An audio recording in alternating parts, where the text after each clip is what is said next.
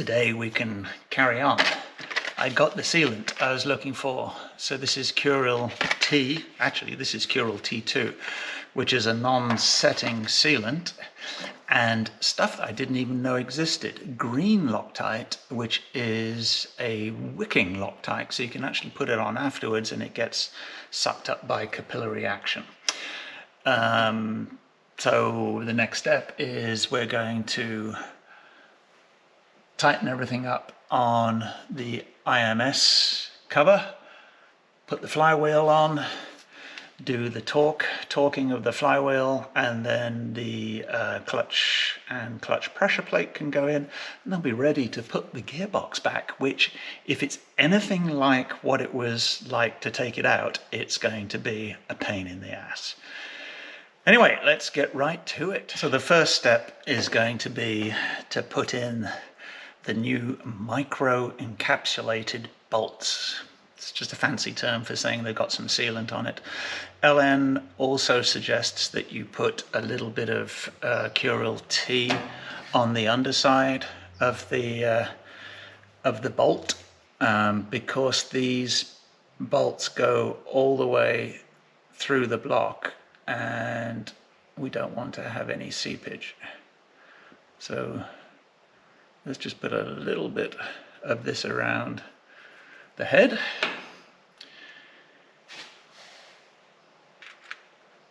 And we'll screw these three in, and it's quite tight actually.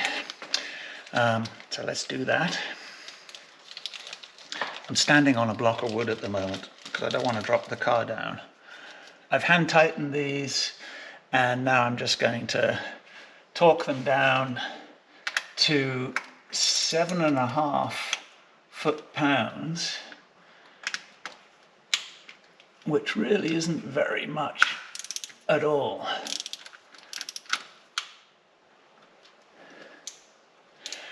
I'm really not sure about this torque wrench. It doesn't seem to click very much, but it's just 7.5 foot-pounds that you tighten that down to, which really isn't very much. And then we're going to put the center nut on. That has to be torqued down to 9.5 foot-pounds. But I may just have to do that by hand, because it's going to spin and you have to put a flat blade screwdriver on it. So we will see. That one's an M13, these were M10, and again we're going to put a bit of Curil T on it, and then we will put the green Loctite on afterwards, and then we're done. So for this nut, LN suggests putting some Curil T on the underside. There is an O-ring on the inside, and they say to do this just in case that O-ring fails. So we can put that on by hand. I forgot, the nut supplied with the LN IMS bearing is an M11 with 12 points. So let's have a go at this. 9. The whole thing is just rotating. Yeah, so I'm going to have to do that. Gonna have to do that manually. And I think as long as you do this with a small wrench, it should be relatively close. Plus we're going to put thread locker on it. So let's hold that and tighten that down. So the torque on these bolts didn't feel like very much with the torque wrench, and I'm not 100% sure I trust that torque wrench, but when I undid it to take it apart, it really didn't feel like very much resistance on them. So 7.5 Newton meters, it's not that, it's like 10 Newton meters. 7.5 foot-pounds is what those take, 9.5 for this one. And that's that. And the final step is just to put a little bit of green Loctite on that central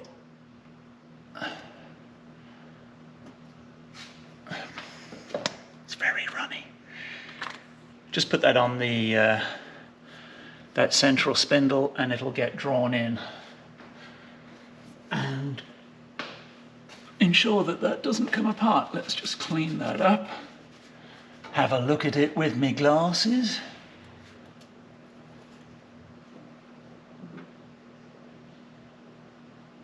And I do believe that that will be good. So that gets drawn in by capillary action. Quite why we couldn't just put it on beforehand and use regular stuff is beyond me, but I do as I'm told. I'm a rule follower. Next step is to install the flywheel, which has a very particular nut tightening sequence, bolt tightening sequence. In fact, brand new torque to yield bolts, you have to tighten these up to 19 foot-pounds and then turn an extra 120 degrees, which apparently takes a lot of force. It's heavy, and there's a pin here to help locate it. So, and there's a hole on the back of the flywheel. I've got one bolt ready to go in. I'm up on a step ladder now, so I can actually see a little more easily what's going on. If you can just get one bolt in to help you situate it,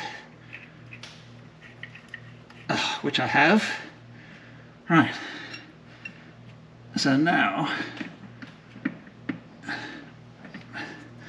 it's just a matter of sliding it on over that pin, which I think we've done.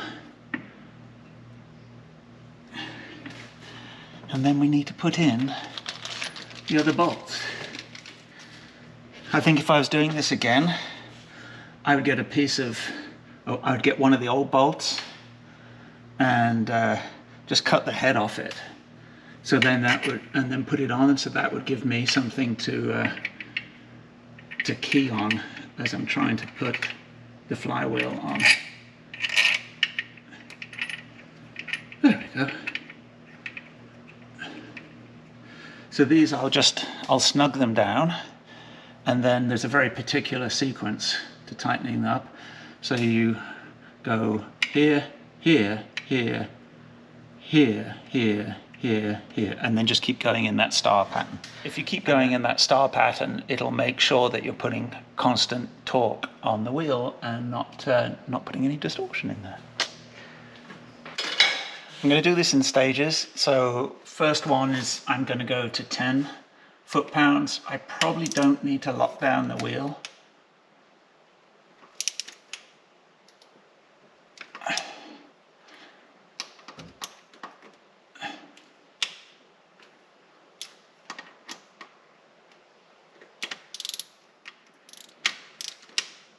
Okay, those should all be at 10 foot-pounds now, so I'm going to go up to 19. Here we are at 19 foot-pounds, starting with this one.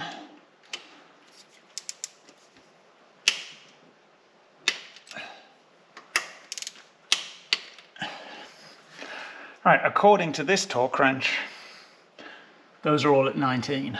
I'm not sure I believe it. Now I want to check these, so I've got my bigger torque wrench, but it's off the bottom of the scale, so I don't know how accurate that's going to be, but let's just see if it agrees.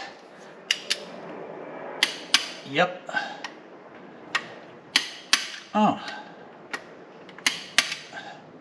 So maybe we're okay.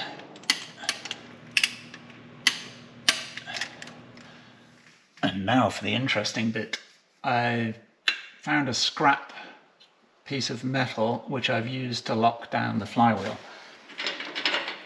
I did actually make a fancy tool to lock it down here like this with the teeth, but then I realized because it's a dual mass flywheel, this bit will still move. So what you do is you take one of the bolts for the gearbox housing, one of the bolts, the old bolts for the clutch, and use those just to tie this down. So this thing is not going to move. Now we have to move these by 120 degrees, and there's all kinds of ways suggested with a piece of paper and the angle and everything. But what I'm going to do is I'm just going to put a vertical line on each of these at the top.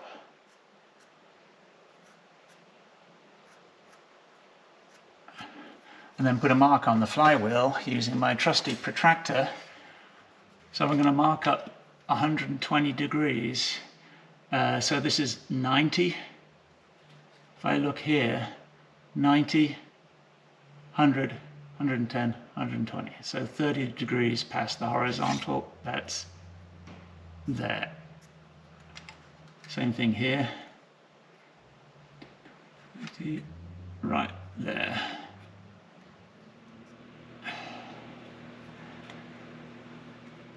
Right, so these are all marked up at approximately 120 degrees. I now need a breaker bar, and I probably need a cheater bar, i.e. my trusty piece of tubing, but I'm going to do it gradually again. So first of all, I'm just going to go a little bit. So I'm keeping uniform pressure on this thing. I'll probably go around 3 times. And this one I've already moved. So we've moved those all around a bit. And already this is getting tough to move. So I get my trusty bar. And start again at the same place at the top.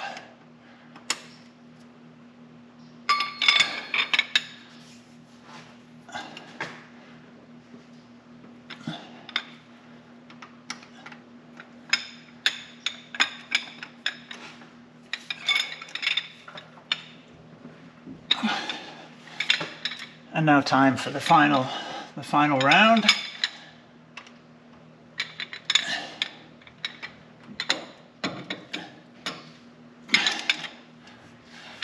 And I do believe that's it. You can see it's a little hot and sweaty in here today, but you can see that takes quite a lot of force. But as long as you're methodical, work up to it, it's fine.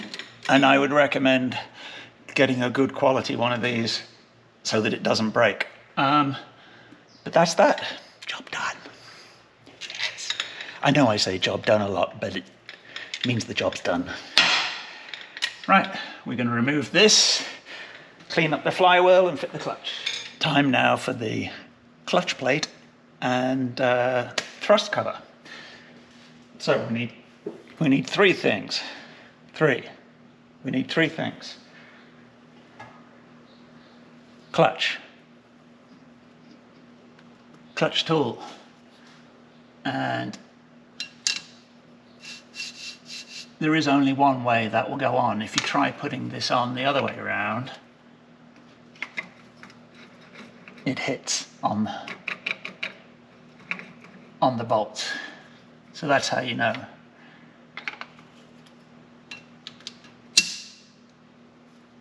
So that fits nicely there. Then the clutch cover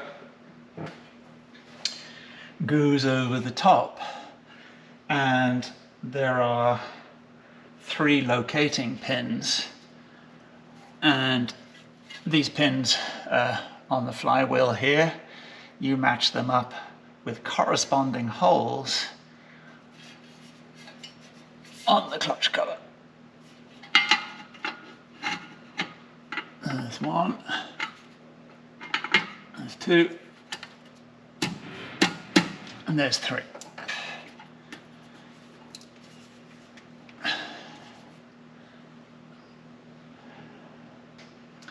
And then with new bolts, we bolt it up, tighten it down to just 17 foot-pounds. I mean, I've looked in a number of places, and that's what it says. I'm going to put a bit of thread locker on each one.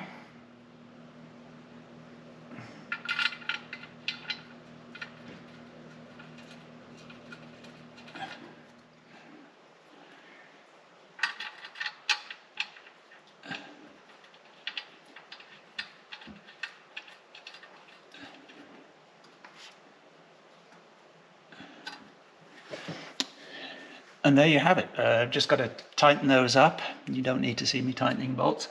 Use of this tool is essential. Many years ago, when I was a poor student, I fitted a clutch in a Triumph Herald without using the tool, and I was able to get it all back together, but the clutch was never happy after that. So spend the $8, get the tool, or get a kit that's got the tool with it. And there we have it. Clutch is in.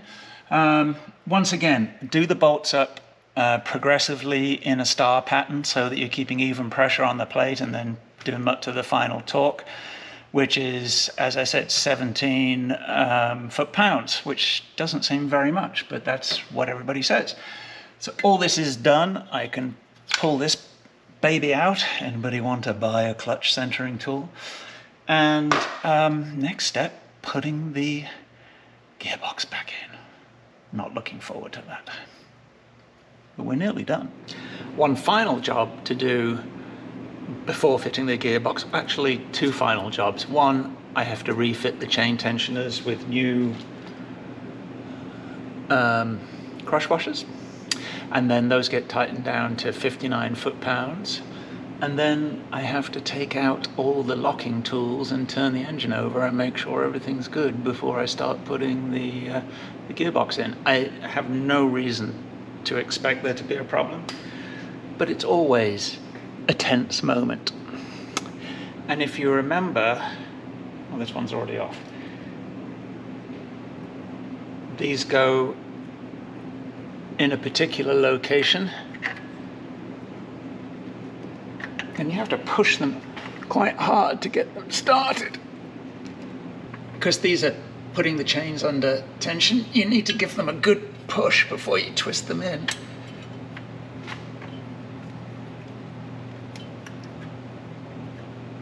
There we are, that's got that started.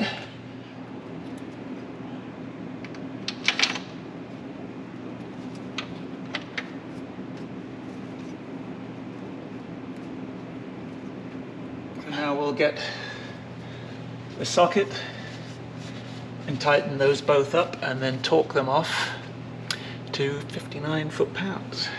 If I remember correctly, it's this big, huge socket. And that one doesn't want to go in.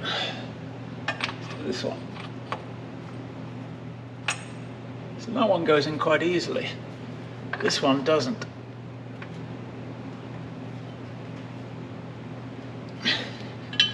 This one's under a lot more tension. All right. This one's been dripping on my M-coupe. So I'm glad to get these back in. Finish tightening this up, and then we'll torque these off. Alright, so this is set to 59 foot-pounds.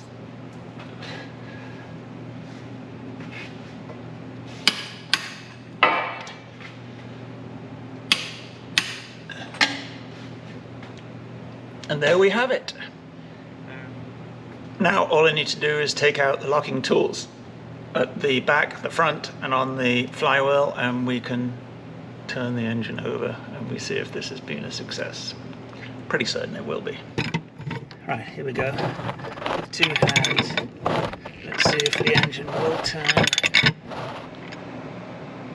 It all looks good. I put the engine through 2 revolutions. The cams are back vertical where they should be. So now I can just refit these, and then we can put the gearbox in. When I cleaned up the gearbox, I noticed that there was scoring here and a little bit over here. And that's the clutch cover that's been hitting that. I mean, the cover itself doesn't look that worn, but it's very dirty. I think this is what was making that strange noise. I think it's due to the flywheel, which was very loose and wobbly, I think. And I think it's caused it to touch there. We'll find out. We do have another theory, though. And this was my buddy Greg that came up with this when he heard the noise the car was making on the video. He said, that's the loose oxygen sensor. He said, it sounds like an exhaust leak. So I think we've got three possible causes. One is the oxygen sensor. Two is just the fact that the flywheel was so worn that it's clattering. Three is it was so worn that it was clattering on the gearbox. I am pretty certain that's what it is. We will see. So all I have to do now is fit all the gubbins that go around here. I need to clean the whatever the arm is called, the gear changing, the clutch pulling thingy arm. I need to clean this before it goes in. I can't put dirty stuff back in. There, look, that looks brand new. I've been inspected it for wear. There's a bit of wear here, but it's not too bad. It's fine to reuse. The pivot bearing looks fine, and the tube on which the throw-up bearing slides looks fine as well. So all I have to do is put some special grease on this and we can assemble it. The answer to how much grease to use is just enough. It's this teeny tiny package of grease that comes to basically lubricate this sleeve here. I also put a little bit on that pivot bearing there, and a little bit here where the thrust bearing is going to go. You obviously don't want too much grease in there, because then it will all slop around on the clutch. You see there's a little bit of excess there, but now we just push this on. There's a spring there to hold this on in place, and there we go. So that has snapped in place. This whole thing will move. Now the release bearing will just slide into place, and there's two little clips. There you go. That's clipped. I don't know if you can see, that's clipped in solid there, and that runs nice and smooth. Perfect.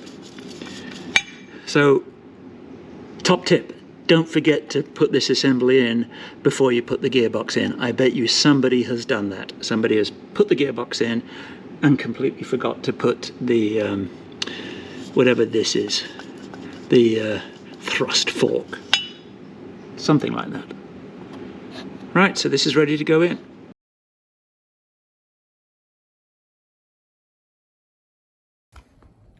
Now, I just asked Natasha to sit and stay while I pulled the car out of the way so I could put the gearbox back in, and I caught her licking the gearbox. Porsche gearboxes must be very tasty. Hey, Natasha, why were you licking the gearbox? You've got nothing to say for yourself, have you?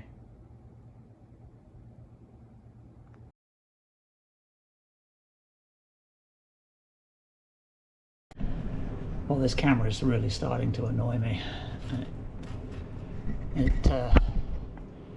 It's not a happy camera, and it's a new camera. Anyway, I've got it pretty much in. There's a stud on the other side, and I've got it close enough so I can get bolt B in on this side, and I'm going to use that just to draw it in, and it's a 16mm one from what I remember. So this should help me draw it in on this side, and I'll put another bolt in on the other side, and I should better draw the whole thing together.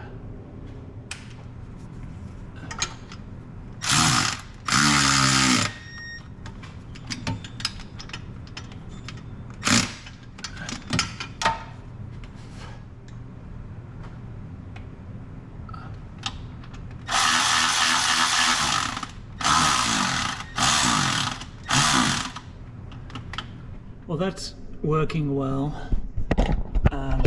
Sorry for the shade here, but you can see this bolt hole has a sleeve for it to fit on, and that's sliding in nicely. So at this point I can put more of the bolts in and pull it all together.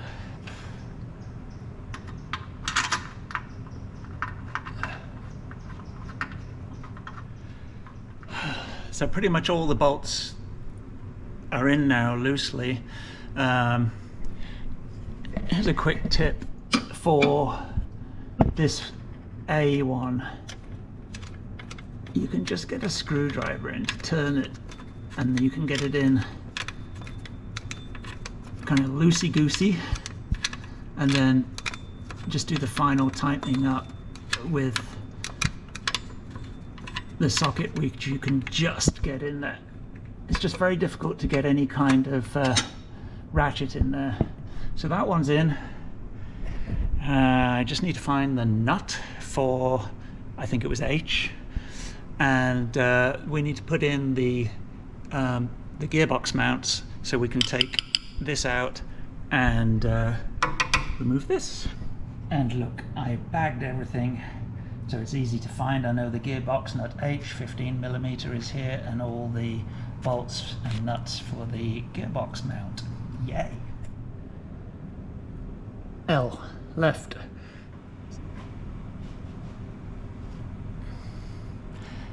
I'm going to bolt the gearbox mounts loosely to the gearbox and then to the chassis mounts,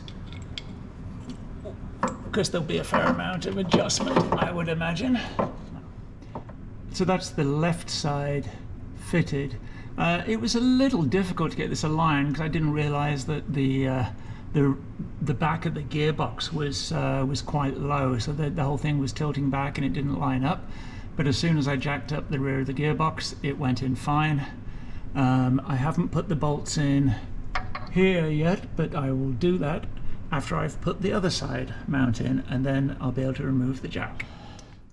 Now everything's done up loosely, we can torque the bolts going to the gearbox and the mounts to the body, and they are 48 and 17 as far as I could find out. I was having a bit of trouble finding those torque settings, but I think that's right. 48 to the gearbox, 17 for the body mount. And that, as they say, is that. Gearbox in, gearbox mounts done up. I need to torque down the nuts all around the engine and gearbox, and those go to 63 foot-pounds, I believe. Fit the clutch slave cylinder and the cables for the gearbox, and then all this crap.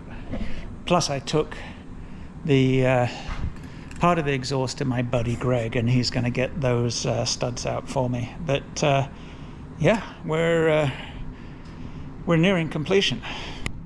So the gearbox cables are back in. These just snap back into place. If you have trouble pressing them, just a small tap with a light hammer will do it. And then this and this just snap back on. And that's it, done. Well, today is all about buttoning everything up.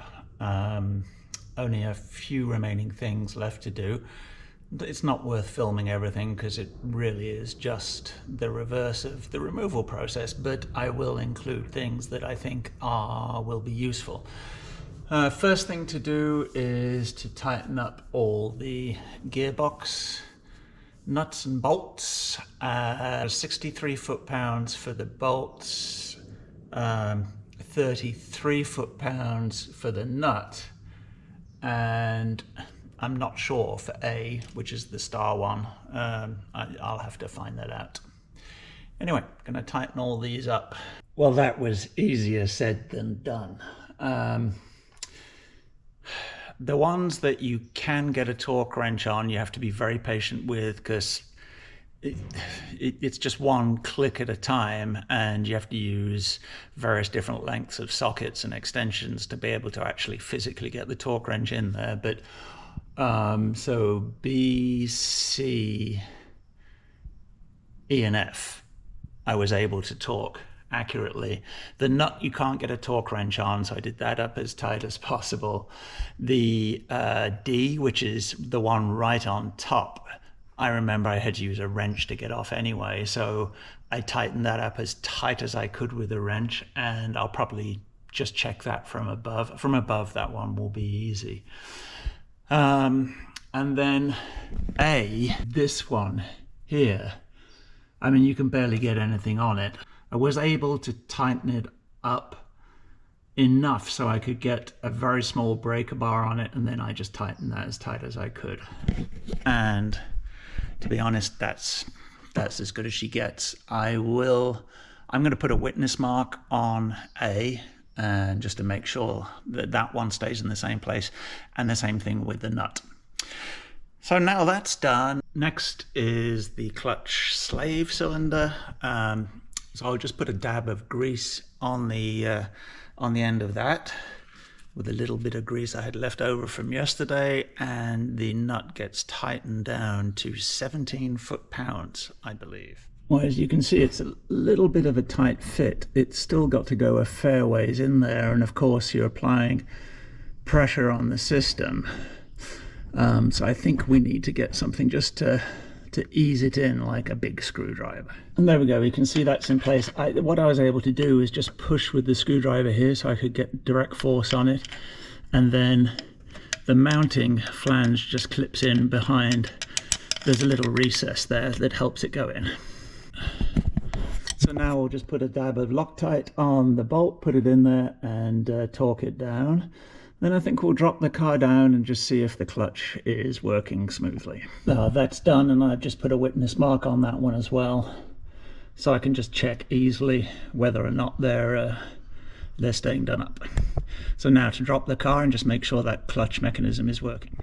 So we're in the car. Let's just have a quick press on the clutch pedal, see how it feels. And it feels fine, very smooth. And gear changes sound like they're working. Of course, we don't have to bleed the clutch because we didn't undo any hydraulic lines, but it's good to know that that's fine. While I'm here and while I've got the car on the ground, I'll put that other cap on the cam cover in the engine compartment and button that up. So there we go, that's that one pressed into place, and it's best to have some form of pry bar to help you get that in, because just pushing it in by hand is not worth. That does not work. Having said it's rather clean in here, it does look like there's a small leak at the front of the engine, which will be a project for another day. Now let's get this buttoned up. There we go, all done up. Now we just need to put the carpet back into place with those 4 screw tabs. So it's a little dark in here, but you can see how these tabs just go on. I mean, this carpet would stay in place without them, but that's enough. Just tighten them up by hand. So that's all it needs in here, and we're done.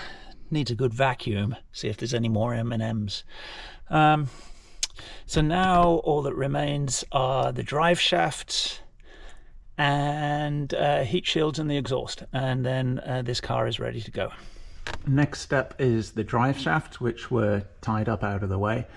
Just going to give them a quick clean before I put everything back together so I can see if there is any continued leakage. Because this one's made, particularly this side, the passenger side's made a little bit of a mess in here. So I want to keep an eye on that. So I've tightened up the bolts on this side to 29 foot-pounds. That is what I found in a Porsche manual.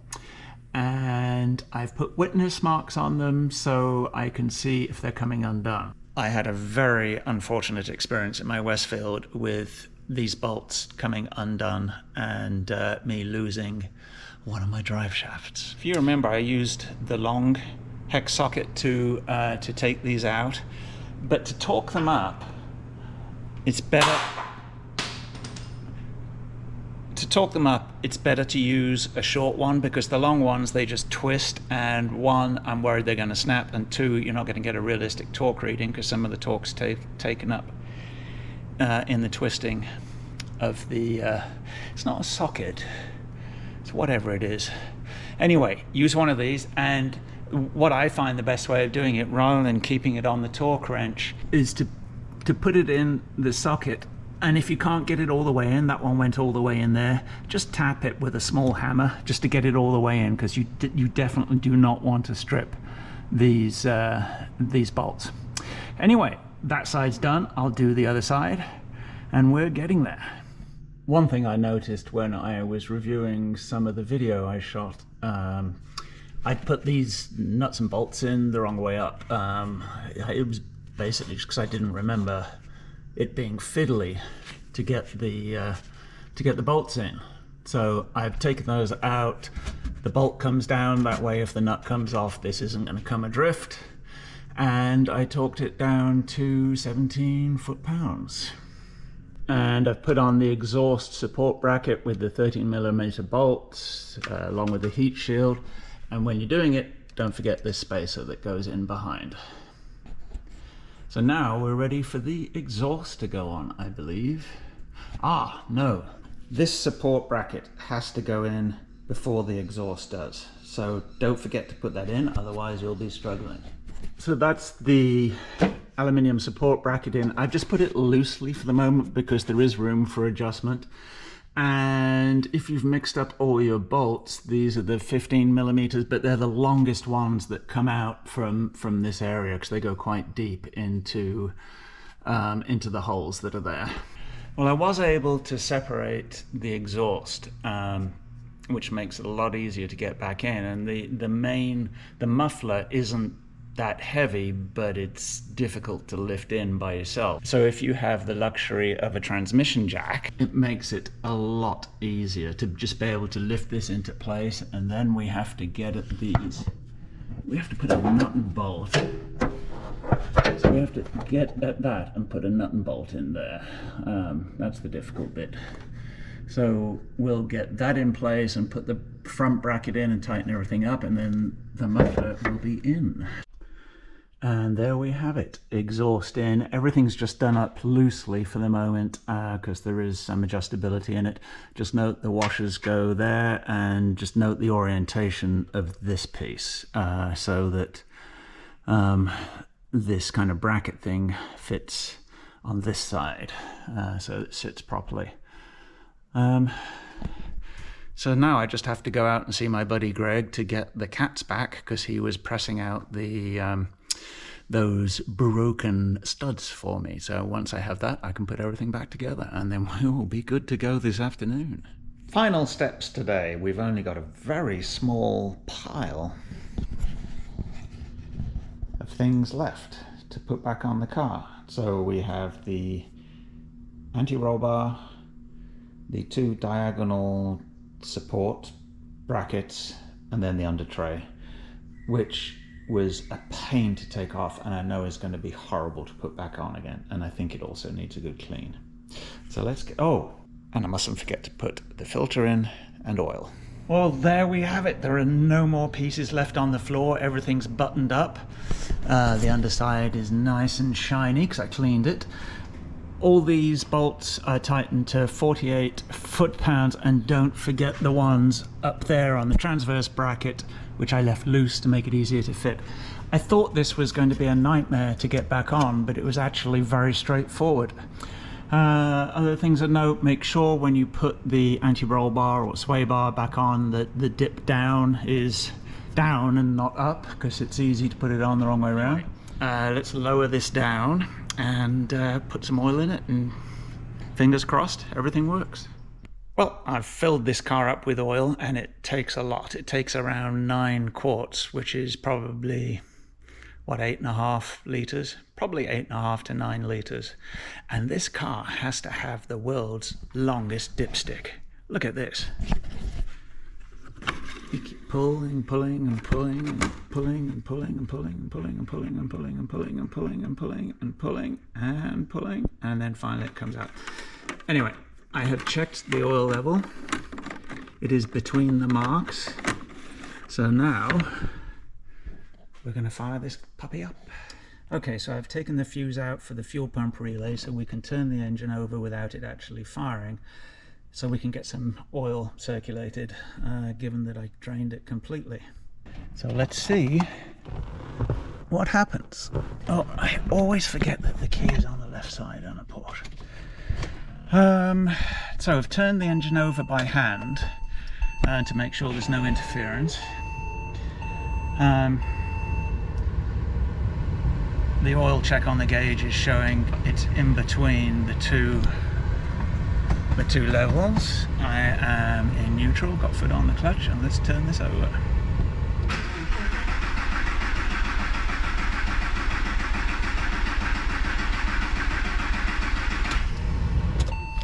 that is really good news. It turns over fine. So let's put this fuse back in, the cover on, and fire this car up. Right, so here we go. Let's fire this engine up.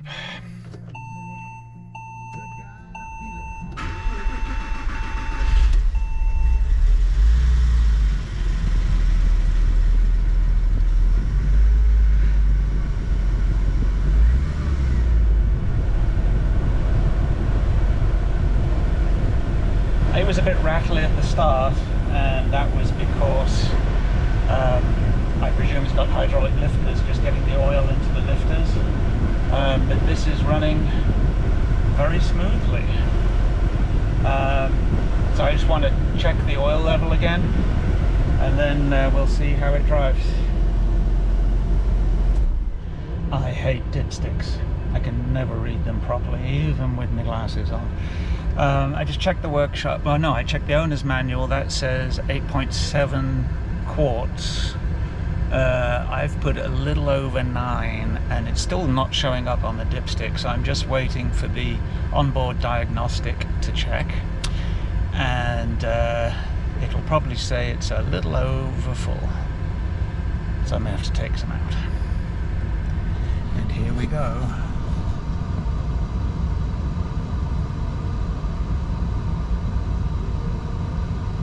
It says it's empty. That's what the dipstick said as well, but I've just put in a gazillion quarts.